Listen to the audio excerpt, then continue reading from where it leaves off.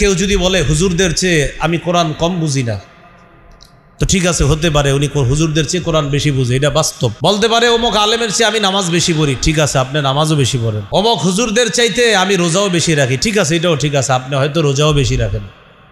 কিন্তু আপনি যদি এত ভালো কাজ করার পরেও কোরআনের একটা আয়াতকে, সামান্য অংশকে অস্বীকার করেন, আপনি হুজুরদের চেয়ে এত ভালো হয়েও সব বরবাদ হল।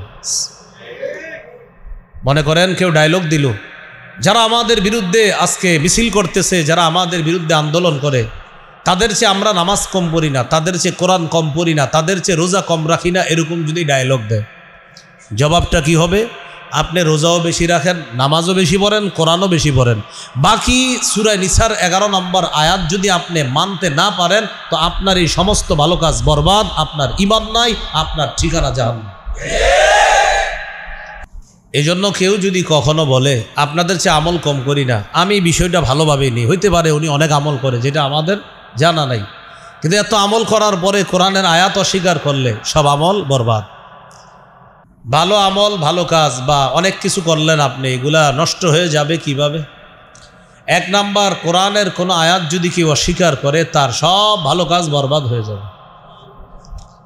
সূরা আলী ইমরানের 21-22 নম্বর আয়াতে আল্লাহ বলেন, ইন্নাল্লাযীনা ইয়াকফুরুনা বিআয়াতিল্লাহ ওয়া ইয়াকতুলুনান নাবিয়্যিনা বিগাইরি হাক্কিন ওয়া ইয়াকতুলুনাল্লাযীনা ইয়া'মুরুনা বিল কিসতি মিনান নাস ফাবাশশিরহুম বিআযাবিন আলীম। যারা আল্লাহর আয়াতকে অস্বীকার করে, যারা নবীদেরকে অন্যায়ভাবে হত্যা করে, যারা তাদেরকে হত্যা করে, যারা মানুষকে নেকির কাজের আদেশ করে, যারা তাদেরকে হত্যা করে, যারা ন্যায়ের আদেশ করে, নবী আপনি তাদেরকে যন্ত্রণাদায়ক আযাবের সুসংবাদ দেন। উলাইকাল্লাযীনা হাবিতাত আ'মালুহুম ফিদ দুনিয়া ওয়াল আখিরাহ, এরাই তারা যাদের দুনিয়া আখিরাতে সমস্ত আমল বরবাদ হয়ে যাবে। সমস্ত আমল কি হয়ে যাবে? বরবাদ। কেন? কোরআনের কোনো আয়াত অস্বীকার করলে সব কিছু বরবাদ হয়ে যাবে। যে সূরা নিসার 11 নম্বর আয়াতে আল্লাহ স্পষ্ট বিধান দিয়েছেন, ইউসিকুমুল্লাহু ফি আওলাদিকুম লিযযাকারি মিসলু হাজ্জিল উনসায়াইন। আল্লাহ তোমাদেরকে তোমাদের সন্তানের ব্যাপারে উপদেশ দিচ্ছেন, তোমাদের সন্তানদের ব্যাপারে আল্লাহ তোমাদেরকে ওসিয়ত করতেছেন, দুইজন নারীর অংশের সমান পাবে একজন পুরুষ। এই বিধান কার? এখন কেউ যদি হাজারো ইবাদত করার পর বলে আল্লাহ যে বিধান দিয়েছেন দুইজন নারীর অংশের সমান একজন পুরুষ, এখন কেউ যদি বলে না এটা আমি মানি না, বরং পুরুষ যা পাবে নারীও তা পাবে, তার ঈমান আছে না গেছে? গেছে। তো এই জন্য কোরআনের কোনো আয়াতকে অস্বীকার করলে সব ভালো কাজ বরবাদ হয়ে যাবে। আল্লাহ আমাদের এ দেশকে কোরআন বিরোধী কোনো কথা, কর্ম, আইন থেকে হেফাজত করেন। আমল বরবাদ হওয়ার 2 নাম্বার কারণ, আখিরাতের সাক্ষাৎকে অস্বীকার করলে আমল বরবাদ। সূরা আলী ইমরান, সূরা আরাফে 147 নম্বর আয়াতে আল্লাহ বলেন, الذين كذبوا بآياتنا ولقاء الآخرة حبطت أعمالهم। যারা আমার আয়াতগুলোকে অবিশ্বাস করে, অস্বীকার করে, ওয়ালিকাইল আখিরা, যারা আখিরাতের সাক্ষাৎকে মিথ্যা সাব্যস্ত করে, যারা আখিরাতের সাক্ষাৎ এটাকে যারা মনে করে এটা মিথ্যা, এটা সঠিক না, এরকম যদি মনে করে, আল্লাহ তাআলা বলেন এরা হলো ওই সমস্ত মানুষ যাদের আমল যা আছে সব বরবাদ হয়ে যাবে। হাবিতাত আ'মালুহুম, তাদের আমল বরবাদ হয়ে যাবে। কেউ যদি দুনিয়াতে ভালো কাজ করে আর যদি বলে আখিরাত হতেও পারে নাও হতে পারে, দুনিয়ার সব ভালো কাজ বরবাদ হয়ে যাবে। বলেন আপনার আখিরাত কি হতে পারে না নিশ্চিত হবে? কেউ যদি বলে আখিরাত হতে পারে নাও হতে পারে, তার আমল নামা সব বরবাদ, ভালো কাজ করলো বরবাদ, কারণ তার আখিরাতের প্রতি ঈমান নেই। আল্লাহ তাআলা বলেন, وَإِذَا قِيلَ إِنَّ وَعْدَ اللَّهِ حَقٌّ وَالسَّاعَةُ لَا رَيْبَ فِيهَا قُلْتُمْ مَا نَدْرِي مَا السَّاعَةُ ইন নাযুন্নু ইল্লা যান্নাও ওয়া মা নাহনু বিমুস্তাইকিনিন। কিছু মানুষ আছে এমন, তাদেরকে যখন বলা হয় আল্লাহর ওয়াদা সত্য, কিয়ামত হবে, এতে কোনো সন্দেহ নাই, তখন তোমাদের মধ্যে কিছু মানুষ তোমরা বলতা মা নাদরি মাসসা, আমরা জানি না কিয়ামত কি জিনিস। নাউজুবিল্লাহ বলেন। একদল মানুষের সামনে কিয়ামতের কথা বললে তারা বলে কিয়ামত আবার কি জিনিস। ইন্নাযুন্নু ইল্লা যান্না, তারা বলে আমরা শুধুমাত্র ধারণা রাখি। নাউজুবিল্লাহ। ওয়া মা নাহনু বিমুস্তাইকিনিন, কিয়ামতের বিষয়টা আমরা দৃঢ়ভাবে বিশ্বাস করি না, এটা তারা বলে। তাহলে একদল মানুষ কিয়ামতের বিষয় বলে হতে পারে, ধারণা রাখি, হুজুররা জুমার নামাজে দেখি বয়ান করে, হইলে হইতেও পারে, বাকি নিশ্চিতভাবে বিশ্বাস করি না, এরকম যারা বলবে তাদের ঈমান শেষ। তারা হাজারো ভালো কাজ করলেও এই ভালো কাজের কোনো মূল্যায়ন থাকবে না যদি আখেরাতের সাক্ষাৎকে অস্বীকার করে। এ হলো আমল বরবাদের 2 নাম্বার কারণ। আমল নষ্ট হওয়ার 3 নাম্বার কারণ।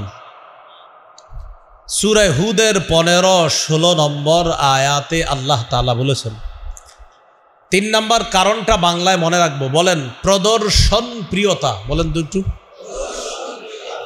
লৌকিকতা, লোক দেখানোর জন্য আমল করা। এই লোক দেখানোর জন্য আমল করলে আমল নষ্ট হয়ে যাবে, আল্লাহ আমল নষ্ট করে দিবে লোক দেখানোর জন্য আমল করলে। সূরা হুদের 15-16 নম্বর আয়াতে আল্লাহ তাআলা বলেন, মান কানা ইউরিদুল হায়াতাদ দুনিয়া ওয়া যিনাতাহা নুওয়াফি ইলাইহিম আমালাহুম ফিহা ওয়া হুম ফিহা লা ইউবখাসুন।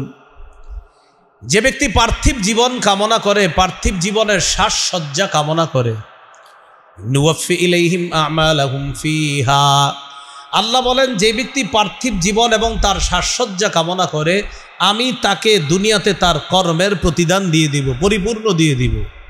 ওয়া হুম ফিহা লা ইউবখাসুন, একটুও কম দেওয়া হবে না। যারা পার্থিব জীবন আর সাজসজ্জা কামনা করে, যারা দুনিয়াতে মানুষকে দেখানোর জন্য কিছু করে, আমি তাদেরকে কর্মের প্রতিদান দুনিয়াতে পরিপূর্ণ দিয়ে দিব, একটুও কমানো হবে না, সব দিব। এরপরে আল্লাহ কি বলে দেখেন, উলাইকাল্লাযীনা লাইসা লাহুম ফিল আখিরাতি ইল্লান নার, এরা ওই সমস্ত মানুষ আখিরাতে তাদের জন্য আগুন ছাড়া কিছু থাকবে না। ওয়া হাবিতা মা সানাউ ফিহা, তারা যেই সমস্ত কাজকর্ম করেছে সব নষ্ট হয়ে যাবে। ওয়া বাতিলুম মা কানু ইয়ামালুন, মানুষকে দেখানোর জন্য যে কাজ তারা দুনিয়াতে করেছে এগুলা সব বাতিল হয়ে যাবে, সব বরবাদ হয়ে যাবে। তাহলে 3 নাম্বার, মানুষকে দেখানোর জন্য কোনো আমল করলে এই আমলগুলার প্রতিদান আল্লাহ আপনার দুনিয়াতে দিবে।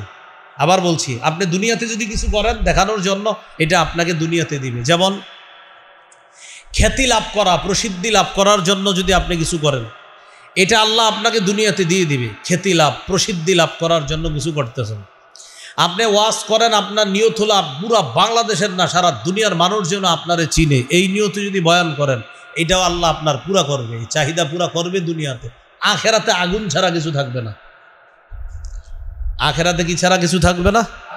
আগুন ছাড়া। তিরমিজির হাদিস 2382, 2383 নম্বর হাদিস। এই হাদিসের মধ্যে আছে সুফাই আল আসবাহি রহমতুল্লাহ আলাইহি, একজন তাবিঈ। এই তাবিঈ একদিন এক শহরে প্রবেশ করলেন, করার পর দেখে অসংখ্য অগণিত মানুষ ক্লাস করতেছে, তাদেরকে ক্লাস করাইতেছেন এক ব্যক্তি। ক্লাস শেষ হওয়ার পর তিনি জিজ্ঞাসা করলেন, আচ্ছা তিনি কে? জনগণ জবাব দিলেন, হাদা আবু হুরায়রা রাদিয়াল্লাহু তাআলা আন, ইনি হলেন আল্লাহ রাসূলের সাহাবী আবু হুরায়রা রাদিয়াল্লাহু তাআলা। তো আবু হুরায়রা রাদিয়াল্লাহু তাআলা আনহু একটা ঘরে ঢুকলেন, তিনিও পিছনে পিছনে ওই ঘরে ঢুকলেন। ঢুকার পর সাহাবী আবু হুরায়রা রাদিয়াল্লাহু তাআলা আনহুকে বললেন, আমি আপনাকে একটা বিষয় জানতে চাই, এই জন্য আপনার পিছনে পিছনে আসছি। আপনি আমাকে নবীর এমন একটা হাদিস বলেন যে হাদিসটা আপনি শুনেছেন, বুঝেছেন, জেনেছেন, এবং আপনার কাছে সবচেয়ে গুরুত্বপূর্ণ মনে হয়েছে হাদিসটা। আপনি তো অনেক হাদিস শুনছেন, কিন্তু যেই হাদিসটা আপনার কাছে সবচেয়ে গুরুত্বপূর্ণ মনে হয়েছে, যেটা আপনি সবচেয়ে ভালোভাবে বুঝেছেন, এমন একটা হাদিস আপনি আমাকে শোনান। কোন সাহাবীকে বললেন? আবু হুরায়রা। আবু হুরায়রা রাদিয়াল্লাহু তাআলা আনহু বললেন, আল্লাহর কসম আমি তোমাকে এখন আল্লাহ রাসূল সাল্লাল্লাহু আলাইহি সাল্লামের একটা হাদিস শোনাবো, যে হাদিসটি নবী আমাকে বলেছেন আমি বুঝেছি, এই হাদিস আমি তোমাকে শোনাবো। এটা বলার সাথে সাথে আবু হুরায়রা রাদিয়াল্লাহু তাআলা বেহুশ হয়ে গেছে। কি হয়ে গেছে? ফালাম্মা আফাকা, যখন তার হুশ ফিরে আসার সাথে সাথে তখন আবু হুরায়রা রাদিয়াল্লাহু তাআলা আনহু বললেন, আমি তোমাকে এমন একটি হাদিস শোনাবো যে হাদিসটি আল্লাহ রাসূল সাল্লাল্লাহু আলাইহি সাল্লাম আমাকে বলেছেন, হাদিসটি আমি বুঝেছি, আমি জেনেছি এবং আমার কাছে সর্বাধিক গুরুত্বপূর্ণ মনে হয়েছে, এই হাদিস আমি এখন তোমাকে শোনাবো। এটা বইলা তিনি আবার বেহুশ হয়ে গেছে। কয়বার হলো? ফালাম্মা আফাকা, আবার হুশ ফিরে আসার পর তিনি আবার বললেন, আমি তোমাকে এখন রাসূল সাল্লাল্লাহু আলাইহি সাল্লামের এমন একটি হাদিস শোনাবো যে হাদিসটি আল্লাহ রাসূল সাল্লাল্লাহু আলাইহি সাল্লাম আমাকে বলেছেন, হাদিসটি আমি বুঝেছি, জেনেছি এবং এই হাদিসটি সর্বাধিক গুরুত্বপূর্ণ মনে হয়েছে। নবী আমাকে এই ঘরের মধ্যে বসে এই হাদিসটা শোনাইছে, এই হাদিস এখন আমি তোমাকে শোনাবো। এটা বইলা তিনি আবার বেহুশ হয়ে গেছে। কয়বার হলো? ফালাম্মা আফাকা, আবার হুশ ফিরে আসার পর তিনি বললেন, আমি তোমাকে এখন এমন একটি হাদিস শোনাবো যে হাদিস নবী এই ঘরে এখানে বসে আমাকে বলেছে, আমার আর নবীর মাঝে কেউ ছিল না, আমরা দুইজন ছিলাম, এমন একটি হাদিস তোমাকে আমি শোনাইতে চাই। এই হাদিসটি আল্লাহ রাসূল আমাকে এখানে বসে এই জায়গায় বসে আমাকে শুনিয়েছেন, আমার আর নবীর মাঝে কেউ ছিল না, আমরা দুইজন ছিলাম, হাদিসটি নবী আমাকে বলছে, আমি এখন তোমাকে শোনাবো। এটা বইলা আবার বেহুশ হয়ে গেছে। কয়বার হলো? তার মানে এমন একটা বিষয় বলতে চাইতেছেন উনি বলতে গিয়ে ভয়ে বারবার বেহুশ হয়ে যেতেছে। হুশ ফিরে আসছে চতুর্থবার। যিনি হাদিস শুনতে চাইতেছেন তিনি কি করলেন? তাকে হেলান দিয়ে বসাইলেন। আবু হুরায়রা রাদিয়াল্লাহু তাআলা আনহুকে নিজের সাথে হেলান দিয়ে বসায় ভালো করে ধরে বললেন, আপনি মেহেরবানি করে হাদিসটা শোনান। তা আবু হুরায়রা রাদিয়াল্লাহু তাআলা আনহু বললেন, কিয়ামতের ময়দানে বিচার ব্যবস্থা যখন শুরু হবে, জাহান্নামের আগুনকে প্রজ্বলিত করা হবে সর্বপ্রথম 3 ব্যক্তির মাধ্যমে। এর মধ্যে একজন আলেম, আরেকজন মুজাহিদ, আরেকজন দানশীল, এই 3 জনের মাধ্যমে জাহান্নামের আগুনকে প্রজ্বলিত করা হবে। তো এটা বলতে গিয়ে উনি বারবার বেহুশ হয়ে যাইতেছিলেন। তো আবু হুরায়রা রাদিয়াল্লাহু তাআলা আনহু তো একজন বড় আলেম, ওই যে 3 জনের একজন আলেম, এই জন্য এটা বলতে গিয়ে উনি বারবার বেহুশ হয়ে যাইতেছিলেন। তো তিনি বলতে লাগলেন, আল্লাহ তাআলা আলেমকে ডাকবেন, ডাকার পর বলবেন, আলাম উআল্লিমকা মা আনজালতু আলা রাসূলি, আমি আমার নবীর উপর যা নাজিল করেছি তা কি আমি তোমাকে শিক্ষা দেইনি? আলাম উআল্লিমকা মা আনজালতু আলা রাসূলি, আমি আমার নবীর উপরে যা নাজিল করেছি তা কি তোমাকে শিক্ষা দেয়নি? এটা কাকে বলবেন? আলেমকে বলবেন। তো আলেম জবাব দিবে, হ্যাঁ আল্লাহ আপনি আমাকে শিক্ষা দিয়েছেন। তো আল্লাহ তাআলা বলবেন, ফামাযা আমিলতা ফীমা উল্লিমতা, তখন আল্লাহ তাআলা আলেমকে বলবেন, তোমাকে যে এলেম শিক্ষা দেওয়া হয়েছে এই এলেম অনুযায়ী তুমি কি আমল করেছো? তো আলেম জবাব দিবে, আকুমু বিহি আনা আল-লাইলি ওয়া আনা আন-নাহার, আল্লাহ আমি দিনে রাত কোরআন হাদিসের প্রচার করেছি, নবী যেই বাণী আমাকে শিখিয়েছেন এই বাণীর প্রচার আমি করেছি দিন রাত। দিনের বেলা মানুষের সামনে হাদিসের প্রচার করছি, কোরআনের প্রচার করছি, রাতের বেলা মানুষের সামনে ওয়াজ নসিহত করছি। আল্লাহ বলবেন, আমি সব জানি, তুমি যে মানুষের সামনে কোরআন হাদিস প্রচার করছো এটা কেন করছো সেটা বলো। ওই ব্যক্তি বলবে, আল্লাহ আপনাকে খুশি করার জন্য। আল্লাহ বলবে, কাযাবতা, তুমি মিথ্যা কথা বলো। লিয়ুকাল ফুলানুন কারিউন, মানুষ যেন বলে ওমকে বড় আলেম, বড় কারি সাহেব, এই নিয়তে তুমি কোরআন সুন্নাহ মানুষের সামনে প্রচার করছো, জাতি যেন তোমাকে বলে, বাবা এত বড় হুজুর কি আর দুনিয়াতে হয়? এই নিয়তে তুমি করছো, আমাকে খুশি করার জন্য করেছো যে বললা, এটা তুমি মিথ্যা কথা বলছো। আল্লাহ যখন তাকে বলবে তুমি মিথ্যা কথা বলেছো, সাথে সাথে ফেরেশতারা বলবে কাযাবতা, হ্যাঁ তুই মিথ্যাবাদী, তুই মিথ্যা কথা বলছো। আল্লাহ বলবে তুমি মিথ্যা কথা বলছো, ফেরেশতারা সাথে সাথে বলবে হ্যাঁ হ্যাঁ তুমি মিথ্যাবাদী।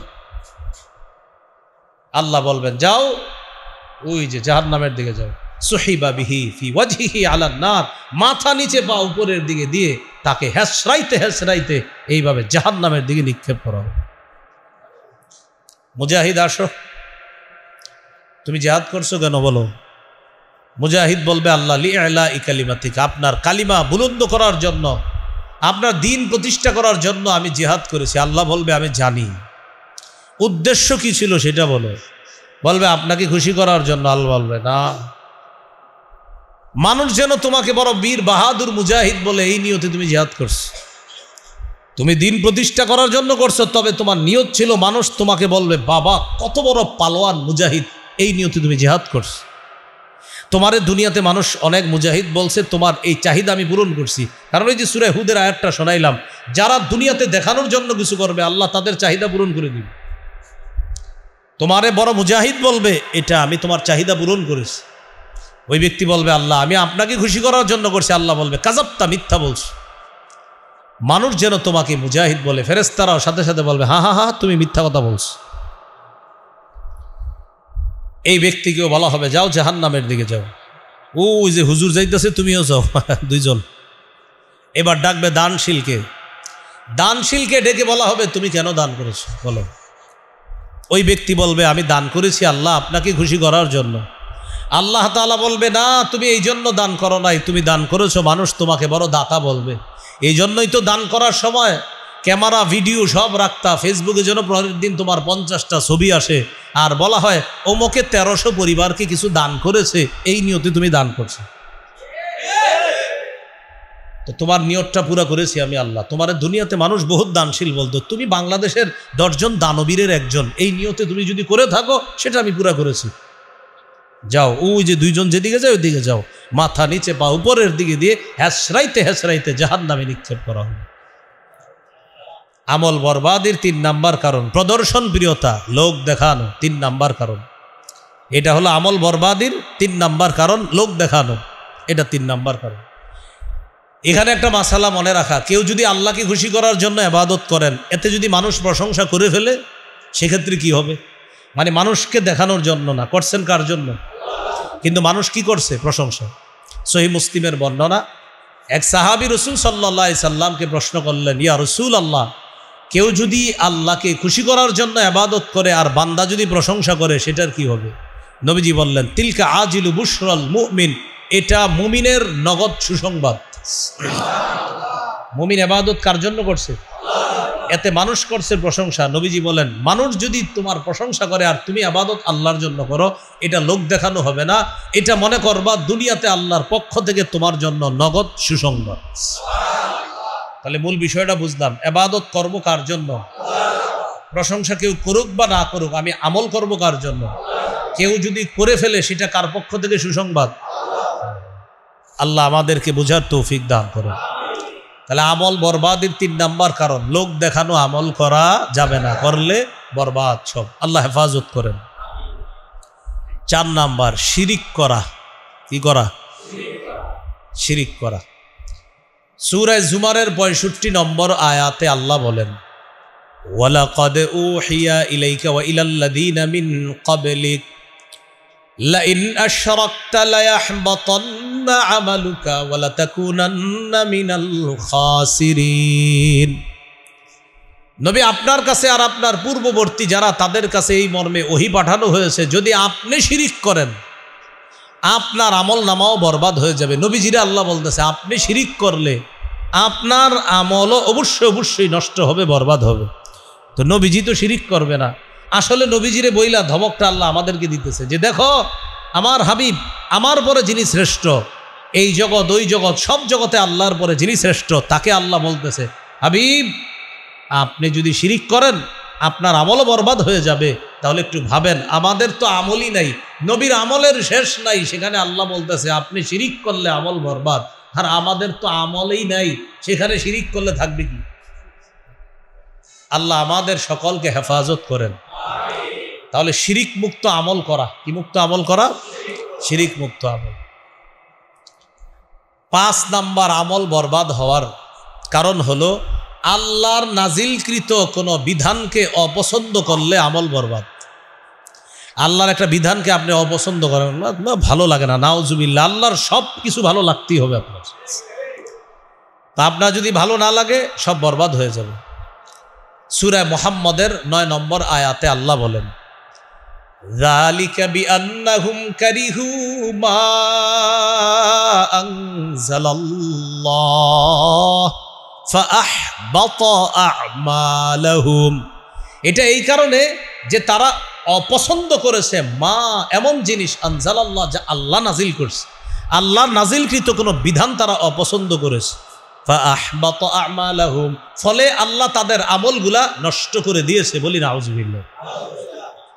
সূরা আ'রাফের 54 নম্বর আয়াতে আছে, আলা লাহুল খালকু ওয়াল আম, শোনো সাবধান, সৃষ্টি যার, হুকুম তার, সৃষ্টি যার, হুকুম তার। বলেন তো আমরা কার? এ আমাদের এই শরীরটা সৃষ্টিকার। এই শরীর কিভাবে চলবে, আইন হবে কার? এটার পরিবর্তে কেউ যদি বলে শরীর আমার, সিদ্ধান্ত আমার, বাস সে দুনিয়াতে ভালো কাজ করলেও সব বরবাদ। শরীর আমার, সিদ্ধান্ত আমার বলা যাবে না। বলেন আমার সাথে সবাই, শরীর বলেন, শরীর আল্লাহ, সিদ্ধান্ত আল্লাহ। তাহলে আমি এক অংশ, বাকি অংশ আপনারা। শরীর, শরীর, সিদ্ধান্ত। শরীর আমার, সিদ্ধান্ত আমার বলা যাবে। শরীর আল্লাহর, সিদ্ধান্ত আল্লাহর। হ্যাঁ। তো 5 নাম্বার আমল বরবাদির কারণ হলো আল্লাহর নাজিলকৃত কোনো বিধান যদি কেউ অপছন্দ করে, বাস আমল সব নষ্ট হয়ে যাবে। সূরা নূরের 2 নম্বর আয়াতে আছে, আয-যানিয়াতু ওয়াজ-যানি ফাজলিদু কুল্লা ওয়াহিদিম মিনহুমা মিআতা জালদা। ব্যভিচারিণী নারী পুরুষ যদি অবিবাহিত হয় তাদেরকে 100 বেত্রাঘাত করা হবে, আর যদি তারা বিবাহিত হয় তাদেরকে পাথর মেরে হত্যা করা হবে। বিধানকার?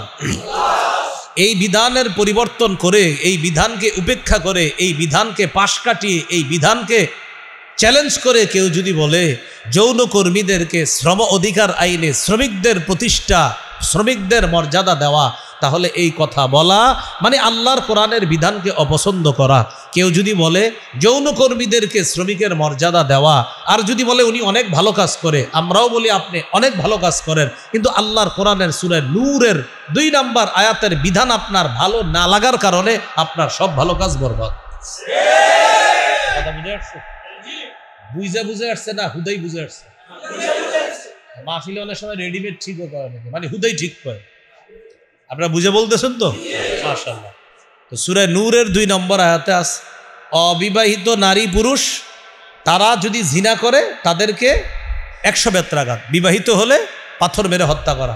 এটা সূরা নূরের 2 নম্বর আয়াত। এই বিধানটা কার? এই বিধানটা আমাদের পছন্দ করতে হবে। এখন কেউ যদি এই বিধানটা অপছন্দ করে আর যদি বলে আমি কি কোরআন কম পড়ি, মানে উনি বলে কি আমি কি কোরআন কম পড়ি, আমরাও বলি আপনি কোরআন বেশিই পড়েন, কিন্তু এই বিধান অপছন্দ করার কারণে আপনি কোরআন হাজারও পড়লে আপনার একটু সওয়াব হবে না, সব বরবাদ, কারণ আপনি রবের বিধান অপছন্দ করছেন। এ হলো আমল বরবাদির 5 নাম্বার কারণ। আমল বরবাদের 6 নম্বর কারণ আল্লাহর সন্তোষ সাধনকে অপছন্দ করা। আল্লাহর সন্তোষ সাধনকে অপছন্দ করা মানে আল্লাহ একটা জিনিস পছন্দ করে, এটা আপনি অপছন্দ করেন, নাউজুবিল্লাহ পড়েন। সূরা মুহাম্মদের 28 নম্বর আয়াতে আল্লাহ বলেন, যালিকা বিআন্নাহুম ইত্তাবাউ মা আসখাতাল্লাহ ওয়া কারিহু রিদওয়ানাহু ফাআহবাতা আ'মালাহুম। এটা এই কারণে যে তারা ইত্তাবাউ অনুসরণ করেছে মা আনজালাল্লাহ, যা আল্লাহ নাজিল করেছে, এই আল্লাহর নাজিলকৃত বিষয়ে তারা অনুসরণ করেছে। তো যালিকা বিআন্নাহুম ইত্তাবাউ, তারা এই কারণে মা যালিকা বিআন্নাহুম ইত্তাবাউ, এই কারণে যে তারা অনুসরণ করেছে ও মা আসখাতাল্লাহ, এমন জিনিস যা আল্লাহকে রাগায়া দিয়েছে, আল্লাহকে রাগান্বিত করে দিয়েছে। আবার বলছে জালিকা এটা এই কারণে বিআন্নাহুমুত্তাবাউ মা আসখাতাল্লাহ, তারা অনুসরণ করেছে এমন জিনিসের মা যা আসখাতাল্লাহ আল্লাহকে অসন্তুষ্ট করে দিয়েছে, ওয়া কারিহু আর তারা অপছন্দ করেছে রিদওয়ানা আল্লাহর সন্তোষ সাধনকে তারা অপছন্দ করেছে। যেমন বলেন তো নবীদেরকে নির্বাচিত করেছে কে? নবীদেরকে মানুষের মধ্য থেকে নির্বাচন করেছেন কে? সাহাবীদেরকে নবীর সাহাবী হওয়ার মর্যাদা দিয়েছেন কে? কেন আপনার যদি মনে হয় ইস আমি কেন সাহাবী হইলাম না, আমার হওয়া উচিত ছিল, আমার দরকার ছিল, মানে কি? আল্লাহ পছন্দ করছে যাদেরকে তারাই সাহাবী হয়েছে। আমি আপনি সাহাবী যদি হইতে পারতাম তাহলে আমরা অনেক খুশি হইতাম, বাস আল্লাহ আমাদেরকে এই যুগের জন্য নির্বাচন করছে, এটাই আমরা খুশি। মুহাম্মদ সাল্লাল্লাহু আলাইহি সাল্লাম তায়েফবাসীদেরকে দাওয়াত দিতে গেছে। প্রথমে আপন তিন ভাইকে দাওয়াত দিলেন, একজনের নাম হাবিব, আরেকজনের নাম মাসুদ, আরেকজনের নাম আব্দে ইয়ালিল ইবনে কুলাল, এই নামটা বুখারীতে আসছে। তো তিনজনের দাওয়াত দেওয়ার পর একজনে বলে আল্লাহ তোমারে ছাড়া কি আর কাউরে পাইলো না নবী বানাইতে? আরেকজন বলে আচ্ছা কুরাইশ বংশ ছাড়া কি আর কোনো বংশ ছিল না নবী বানাইতে? আরেকজন বলল মোহাম্মদ তোমার চেহারাটাও দেখতে চাই না, যাও। নাউজুবিল্লাহ। এখন দেখেন কুরাইশ বংশে নবী নির্বাচন করেছেন কে? মুহাম্মদ সাল্লাল্লাহু আলাইহি সাল্লামকে নবী হিসেবে নির্বাচিত করেছেন কে? এরা বলে এদের পছন্দ হয় না। তো আল্লাহর সন্তোষ সাধনকে যদি কেউ অপছন্দ করে, সে যদি হাজারো ভালো কাজ করে তার সব ভালো কাজ বরবাদ হয়ে যাবে। তো সূরা মুহাম্মদের 28 নম্বর আয়াতে আল্লাহ বলেন যালিকা বিআন্নাহুমুত্তাবাউ মা আসখাতাল্লাহ, এটা এই কারণে যে তারা অনুসরণ করেছে মা আসখাতাল্লাহ এমন জিনিস যা আল্লাহকে রাগান্বিত করে দেয়, অসন্তুষ্ট করে দেয়। ওয়া কারিহু রিদওয়ানাহু ফাআহবাতা আমালাহুম, তারা আল্লাহর সন্তোষ সাধনকে অপছন্দ করেছে, ফলে আল্লাহ তাদের আমল বরবাদ করে দিয়েছে। তাহলে কি শিখলাম? আল্লাহ যা নির্বাচন করেছেন, আল্লাহ যা পছন্দ করেছেন, এটা আমার পছন্দ করা, এটা আমার মেনে নেওয়া। মুসা নবীকে আল্লাহ নবী বানিয়েছেন, এটা আমি মেনে নেওয়া। হারুন নবীকে আল্লাহ নবী বানিয়েছেন, এটা আমাদের মেনে নেওয়া। আদম নবীকে আল্লাহ মানুষের মধ্যে সর্বপ্রথম মানুষ হিসাবে নির্বাচন করেছেন। কারণ আপনার মনে হইলো তাহলে আদম নবীরে করলে আমারে কেন করলো না আল্লাহ প্রথম মানুষ? এটা আপনার মনে যেন না আসে। আদম নবীকে প্রথম মানুষ হিসেবে আল্লাহ নির্বাচন করেছেন, এটাই আল্লাহর পছন্দ, এটাই আল্লাহর সন্তুষ্টি। আল্লাহর সন্তোষ সাধনকে মেনে নেওয়া, যদি মেনে না নেই তাহলে আমল নামা সব বরবাদ করে দিবেন আল্লাহ। এই হলো 6 নাম্বার কারণ। আমল বরবাদের 7 নাম্বার কারণ, কেউ যদি আল্লাহর রাস্তায় বাধা দেয়। নাউজুবিল্লাহ পড়েন। সূরা মুহাম্মদের 32 নম্বর আয়াতে আল্লাহ বলেন ইন্নাল্লাযীনা কাফারু ওয়া সাদ্দু আন সাবিলিল্লাহ ওয়া শাক্কুর রাসূলা মিন বা'দি মা তাবায়্যানা লাহুমুল হুদা লা ইয়াদুররুল্লাহা শাইআ, নিশ্চয়ই যারা কুফরি করে এবং আল্লাহর রাস্তায় বাধা দেয়, ওয়া শাক্কুর রাসূলা মিন বা'দি মা তাবায়্যানা লাহুমুল হুদা, হেদায়েত স্পষ্ট হওয়ার পরেও যারা রাসূলের বিরোধিতা করে, লা ইয়াদুররুল্লাহা শাইআ, তারা কিছুতেই আল্লাহর কোনো ক্ষতি করতে পারবে না। ওয়া সায়ুহবিতু আমালাহুম, খুব শীঘ্রই আল্লাহ তাদের আমলগুলা বরবাদ করে দিবে। যারা কুফরি করে, যারা আল্লাহর রাস্তায় বাধা দান করে, তারা আল্লাহর কোনো ক্ষতি করতে পারবে না, উল্টা আল্লাহ অচিরেই শীঘ্রই তাদের আমলগুলা বরবাদ করে দিবে। এই হলো 7 নাম্বার। আমল বরবাদ হয়ে যাওয়ার 8 নাম্বার কারণ, এটা আমার সাথে একটু বললে মনে থাকবে। বলেন আল্লাহর ব্যাপারে অমূলক ধারণা পোষণ করা। আল্লাহর ব্যাপারে অমূলক ধারণা পোষণ করা। যেমনটা একটু আমার দিকে তাকায় বুঝেন। তিনি আল্লাহর কাছে দোয়া করতেছে, আল্লাহ আমাকে আপনি মাফ করেন, আমাকে মাফ করেন। আমি বললাম আল্লাহ বুঝি আপনারা মাফ করবো, আল্লাহর আর কাজ নাই আপনারা মাফ করবো। উনি আল্লাহরে বলতেছে আল্লাহ মাফ করেন, আমি বললাম আল্লাহ মাফ করবে না, বলে দিলাম। আল্লাহর সাথে সাথে বলে আমার বান্দাকে আমি মাফ করব না, না করবো, এতে তুমি বলার কে? সাথে সাথে আল্লাহ তাআলা বলেন আমি আমার ওই বান্দাকে মাফ করে দিলাম আর তোমার আমলগুলা নষ্ট করে দিলাম। সহিহ মুসলিমের বর্ণনা 2621 নম্বর হাদিস। জুনদুব রাদিয়াল্লাহু তাআলা আনহুর বর্ণনা, তিনি বলেন রাসূলুল্লাহ সাল্লাল্লাহু আলাইহি সাল্লাম বলেছেন, এক ব্যক্তি বলেন ওয়াল্লাহি লা ইয়াগফিরুল্লাহু লিফুলান, এক ব্যক্তি শপথ করে বলতেছে আল্লাহর কসম আল্লাহ অমুককে মাফ করবে না, আউযুবিল্লাহ বলেন। এক ব্যক্তি শপথ করে বলতেছে আল্লাহ অমুককে মাফ করবে না, এরকম ডাইরেক্ট বলে ফেলছে অমুককে। তখন আল্লাহ বলে মান যাল্লাযী ইয়াতাআল্লা আলাইয়া আল্লা আগফির লি ফুলান, হাবিব তাকে জিজ্ঞাসা করেন ও বলার কে, ও যে শপথ করে বলল আমি আল্লাহ অমুককে মাফ করবে না, ও এই কথা বলার দুঃসাহস করলো কিভাবে যে আমি আল্লাহ অমুককে মাফ করব না। হাবিব ওরে জানায়া দেন আমি আল্লাহ গফারতু লি ফুলান অমুককে মাফ করে দিলাম। ওয়া আহবাতু আমালাকা, আর তুমি যে আমি আল্লাহর প্রতি অমূলক ধারণা পোষণ করলা তোমার আমলগুলা বরবাদ করে দিলাম। এই জন্য বেশি আমল করলে যেন অহংকারও না আসে যে আমি তো খুব তাহাজ্জুদ করি, আমি খুব নামাজ পড়ি, অহংকার যেন না আসে যে অমুক তো সারাক্ষণ গুনাহ করে। হ্যাঁ, যে গুনাহ করে তারে ভালো কাজের দাওয়াত দেন, তো এটা যেন না আসে আমি এত ভালো কাজ করি আর ও যে কি করে না করে, এরকম যেন না আসে। বরং ও যে খারাপ কাজ করে ভিতরে যেন আপনার ভিতরে এই অনুশোচনা তৈরি হয়, আহারে আমি নামাজ পড়তেছি আল্লাহ তৌফিক দিছে, আমার এই ভাইটা নামাজ পড়তে পারতেছে না, হাতে পায়ে ধরে দেখি ওরে নামাজি বানানো যায় কিনা, অথবা এই কথা আশা রাখা ইনশাল্লাহ একদিন নামাজি হয়ে যাবে, এই আশা রাখা। এটা না বলা ও কি ও তো খারাপ মানুষ ও আর কে, এরকম না বলা।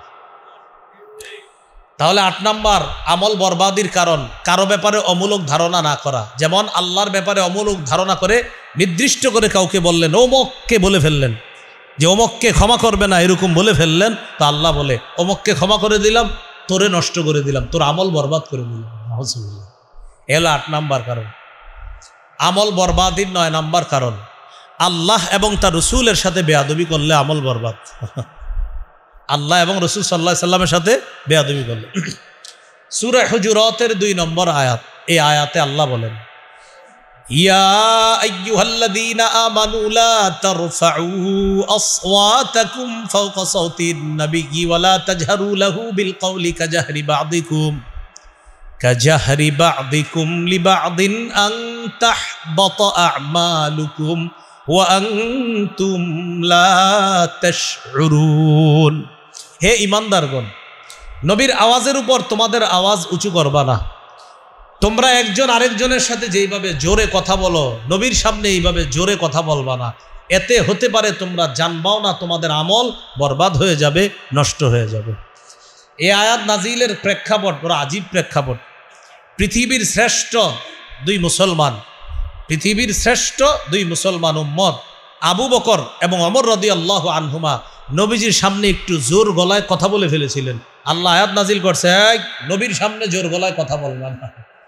ওমর ফারুক রাদিয়াল্লাহু তাআলা আনহু আয়াত নাজিল হওয়ার পর উনি জোরে কথাই বলতেন না, মানে একদম চুপ হয়ে গেছে, কথাই বলতে চাইতেন না যে সর্বনাশ না জানি কি হয়ে যায়, আস্তে আস্তে কথা বলতেন। তো যাই হোক, এই আয়াত থেকে একটা শিক্ষা, যারা উলামায়ে কেরাম আছে, যারা আল্লাহওয়ালা বুজুর্গ, তাদের সামনেও জোর গলায় কথা না বলা, এটা ভদ্রতা, এটা শিষ্টাচার। বুজুর্গ ব্যক্তিদের সামনে, মা বাবা উস্তাদ, তাদের সামনে উঁচু আওয়াজে কথা না বলা, এটা শিষ্টাচার, এটা ভদ্রতা। আল্লাহ আমাদেরকে কথাগুলো বোঝার তৌফিক দান। তাহলে 9 নাম্বার, রাসূল সাল্লাল্লাহু আলাইহি সাল্লামের সাথে বেয়াদবি করলে আমল বরবাদ। সূরা বাকারার 264 নম্বর আয়াতে আল্লাহ বলেন ইয়া আইয়ুহাল্লাযীনা আমানু লা তুবতিলু সাদাকাতিকুম বিল মান্নি ওয়াল আযা। হে ঈমানদারগণ, তোমরা তোমাদের সদকাগুলা নষ্ট করে দিও না, বিল মান্নি খোটার মাধ্যমে, ওয়াল আযা কষ্ট দেওয়ার মাধ্যমে। কিরে তোরে কি কম দিছি? গত সপ্তাহেই তো তোরে দিলাম, ভুলে গেলি? আপনার দিতে কইছি কি? হ্যাঁ, দান করছেন, করার পরে বলতেছে কেমন নিমুখ হারামের নিমুখ হারাম, তুই কম দিছি তোরে, গত সপ্তাহেই তো দিলাম এই পরিমাণ, আপনার কে কইছি দিতে? খোটা দিয়েন না, দেওয়ার পরে খোটা দিয়েন না, কষ্ট দিয়েন না, বরবাদ, নষ্ট হয়ে যাবে সব।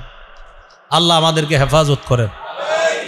আমল বরবাদির 11 নাম্বার কারণ, সর্বশেষ কারণ, বলেন আমার সাথে, গোপন পাপ করা। জোরে বলেন, আবার বলেন। এই পাপে অসংখ্য অগণিত মানুষ জড়িয়ে আছে। সামনাসামনি পাপ করে না, কিন্তু গোপনে পাপ করে।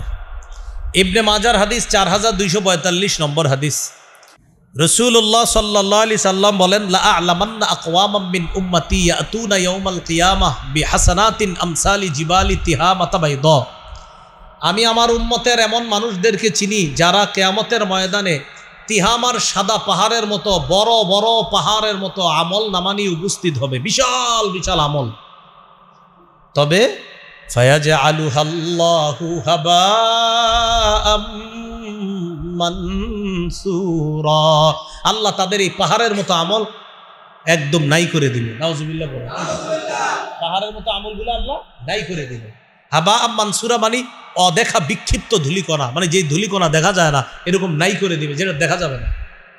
সাহাবীরা অবাক হয়ে জিজ্ঞাসা করলেন, হুজুর এরা কারা, আমাদেরকে একটু পরিচয় দেন যেন আমরা তাদের অন্তর্ভুক্ত না হই। নবীজি বললেন, তারা দেখতে তোমাদের মতোই, তারা তোমাদের ভাই, তাদের শরীরের চামড়া তোমাদের চামড়ার মতো। ইয়াখুজুনা মিনাল লাইলি কামা তাখুজুনা, তারা রাতে তাহাজ্জুদ পড়বে তোমরা যেমন তাহাজ্জুদ পড়ো, তাহলে সব ঠিক আছে।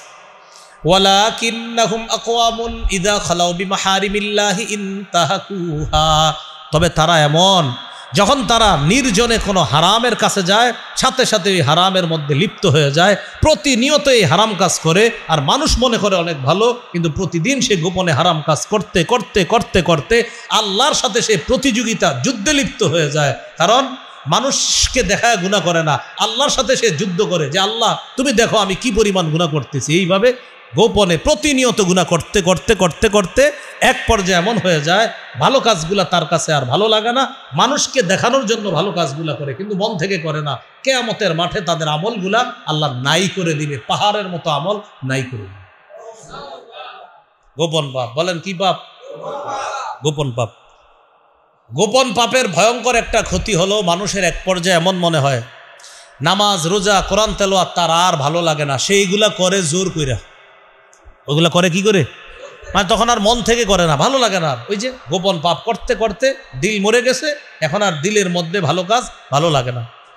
এই কথাটা আল্লাহ তাআলা পবিত্র কোরআনের মধ্যেও বলেছেন, সূরা ফাতিরের 8 নম্বর আয়াত, আফামান যুয়িনা লাহু সুউ আমালিহি ফারাআহু হাসানা, ওই ব্যক্তি যার খারাপ কাজগুলো তার কাছে সুসজ্জিত করে দেওয়া হয়েছে আর সে খারাপ কাজগুলাকে মনে করে ভালো। দেখেন আবার কি বলে আল্লাহ, ওই ব্যক্তি যার কাছে তার খারাপ কাজগুলা সুন্দর করে সাজিয়ে দেওয়া হয়েছে আর সে মনে করে এগুলাকে ভালো, মানে খারাপ কাজকে সে মনে করে কি ভালো। গোপনে পাপ করতে করতে পাপীর কাছে এক সময় পাপগুলাকে ভালো মনে হয় যে না না এটা কোনো ব্যাপার না, এটা হতেই পারে, এরকম এটা কোনো ব্যাপার না। তো এরকম তার কাছে খারাপ কাজগুলা ভালো মনে হয়। আল্লাহ তাআলা বলেন এই ব্যক্তি কি তার মতো, যে ব্যক্তি স্বচ্ছ হৃদয় নিয়ে আল্লাহর ইবাদত করে, বলেন সে কি তার মতো? এ হলো 1 নাম্বার ক্ষতি গোপন পাপের, সেটা হলো কি তার কাছে খারাপ কাজ ভালো লাগে। বলেন গোপন পাপের 1 নাম্বার ক্ষতি কি? খারাপ কাজ ভালো লাগে। যারা নিয়মিত গোপন পাপ করে ওদের 1 নাম্বার ক্ষতি হলো ওদের কাছে খারাপ কাজটা ভালো লাগে। আল্লাহ হেফাজত করেন আমাদেরকে। 2 নাম্বার আরেকটা ভয়ঙ্কর ক্ষতি আছে, মৃত্যুর সময় তাদের মৃত্যুটা খারাপ মৃত্যু হয়, গোপন পাপ করতে করতে করতে করতে। ইবনে রজব হাম্বলি রহমতুল্লাহ আলাই বলেন, আন্না খাতিমাতাস সু তাকুনু বিসাবাবি দাসিসাতিন বাতিনাতিন লা ইয়াত্তালিউ আলাইহা নাস, বেশিরভাগ ক্ষেত্রে খারাপ মৃত্যু হয় নিয়মিত খারাপ গুনাহ করার কারণে। যেই গুনাহ মানুষ জানে না আল্লাহ জানে, এই নিয়মিত গুনাহ করার কারণে এই ব্যক্তির খারাপ মৃত্যু হয়, যে মানুষ জানে না যে গুনাহটা ওটা আল্লাহ জানে, যার কারণে ওর খারাপ মৃত্যু হয়। নিয়মিত কিসের কারণে? গুনাহ। দেখবেন অনেক সময় এমন হয় অনেক ভালো মানুষ মারা গেলে আমরা বলি হ্যাঁ এর মৃত্যু এমন হলো কেন, তো ভালো মানুষ ছিল। নাউজুবিল্লাহ, জানি না উনি কেমন ছিল, কিন্তু এমনও হতে পারে গোপনে নিয়মিত খারাপ কাজ করতো, নিয়মিত খারাপ কাজ করতো। তো ইবনে রজব হাম্বলি বলেন খারাপ মৃত্যু হওয়ার অন্যতম একটা কারণ নিয়মিত যারা গোপন পাপ করে, যেটা আল্লাহ তাআলা জানে, আল্লাহ তাআলা জানে, মানুষ জানে না, এই মানুষটার খারাপ মৃত্যু হয় ওই গোপনে নিয়মিত পাপের কারণে। এই 2 নাম্বার ক্ষতি। গোপন পাপের 3 নাম্বার ক্ষতি, পাপী সরাসরি আল্লাহর সাথে নিয়মিত যুদ্ধ করে। কার সাথে যুদ্ধ করে? আল্লাহর সাথে যুদ্ধ করে। ইবনুল আরাবী রহমতুল্লাহ আলাই বলেন, আখসারুল খাসিরিন, ওই ব্যক্তি সবচাইতে ক্ষতিগ্রস্ত, ওই ব্যক্তি সবচাইতে ক্ষতিগ্রস্ত যেই ব্যক্তি আবদালিন নাসি সালিহ আমালিহি, যে ব্যক্তি মানুষের সামনে তার নেকের কাজগুলা প্রকাশ করে। দেখেন ওই ব্যক্তি সবচেয়ে ক্ষতিগ্রস্ত যে ব্যক্তি তার ভালো কাজগুলা মানুষের সামনে প্রকাশ করে। ওয়াবারাজা বিল কবিহি মান হুয়া আকরাবু ইলাইহি মিন হাবলিল ওয়ারিদ, আর গোপন পাপের মাধ্যমে সে আল্লাহর সাথে নিয়মিত লড়াই করে, ওই ব্যক্তি সবচেয়ে ক্ষতিগ্রস্ত। যেই ব্যক্তি তার নেক কাজগুলা মানুষকে দেখায় আর খারাপ কাজের মাধ্যমে ও আল্লাহর সাথে সরাসরি যুদ্ধ করে, প্রতিদিন আল্লাহর সাথে লড়াই করে, এই ব্যক্তি সবচাইতে ক্ষতিগ্রস্ত। তাহলে খারাপ কাজের আপনার গোপনে পাপের 3টা ক্ষতি বললাম। গোপন পাপের 1 নাম্বার ক্ষতি, ওই ব্যক্তি গোপন পাপ করতে করতে ওর কাছে খারাপ কাজগুলা ভালো মনে হবে। 2 নাম্বার ক্ষতি, ওই ব্যক্তির মৃত্যুটা হবে খারাপ কাজ করার কারণে, ভয়ঙ্কর মৃত্যু হবে। 3 নাম্বার, এই ব্যক্তি সবচাইতে ক্ষতিগ্রস্ত যে মানুষকে তার ভালো কাজগুলা দেখায় আর গোপনে সে আল্লাহর সাথে পাপের মাধ্যমে সে যুদ্ধে অবতীর্ণ হয়, লড়াইয়ে অবতীর্ণ হয়, সে হলো সবচাইতে ক্ষতিগ্রস্ত। মনে থাকবেনি কথাগুলা? আল্লাহ আমাদেরকে হেফাজত করেন, আল্লাহ আমাদেরকে হেফাজত করেন। এই জন্য ভাই গোপন পাপ নিয়মিত না করা, গোপনে পাপ করেন না। এখন গোপন পাপ করা একদম সহজ হয়ে গেছে। আগে তো মানুষ 8টা 9টা বাজলেই চোখ লেগে আসতো, ঘুমানোর জন্য মানুষ বিকুল হয়ে যেত। এখন 3টা 4টা বাজে মনে হয় যে ঘুমানো দরকার। রাত 2টা 3টায় মানুষের মনে হয় কি দরকার, এরপরে একটা স্ট্যাটাস দিবে, ডিয়ার ফ্রেন্ডস আগামীকাল তোমাদের সাথে আবার দেখা হবে, এটা বইলা একটা স্ট্যাটাস দিয়ে ঘুমাবে। মানে উনি বুঝায় উনি অনেক যোগ্য একজন ব্যক্তি, ফেসবুকে একটা স্ট্যাটাস দিয়ে ফজর না পইরা পরের দিন আবার দেখা হবে, আর বুঝায় যে উনি খুব ভাবসাব সম্পন্ন একজন ব্যক্তি, এরকম আপনাদেরকে বুঝাবে। পরের দিন আবার বলবে কি অবস্থা, তোমরা কেমন আছো সবাই, এ আসো সে আসো, এরকম বুঝাবে। এ ক্ষতিগ্রস্ত, এটা সবচেয়ে ক্ষতিগ্রস্ত। এই জন্য গোপন পাপ এগুলা ঘরে ঘরে হচ্ছে। মা বাবা ভাবতেছে সন্তান ভিতরে অঙ্ক করে, ইংরেজি করে, ও দরজা লাগায় গোপন পাপের মধ্যে লিপ্ত আছে, জানেন? আল্লাহ হেফাজত করে। এই 11টা কারণ আমরা জানলাম আমল বরবাদির। তাহলে মূল আলোচনা 3টা মনে আসেনি? 1 নাম্বার, আমাদের শ্রেষ্ঠ সম্পদের নাম ইমানের পরে কি করতে হবে? নেক কাজ। নেক কাজ হতে হবে বিশুদ্ধ নিয়তের সাথে আর সুন্নাহ মোতাবেক, বিশুদ্ধ নিয়তের সাথে আর সুন্নাহ মোতাবেক। 3 নাম্বার, নেক কাজগুলা কি করা যাবে না? নষ্ট করা যাবে না। নেকির কাজ নষ্ট হয় আমরা জানলাম যে আমল বরবাদির অনেকগুলা কারণ আছে, 11টা নির্বাচিত কারণ আমরা জানলাম। আল্লাহ আমাদেরকে কথাগুলা মনে রাখার তৌফিক দান করেন, বোঝার তৌফিক দান করেন।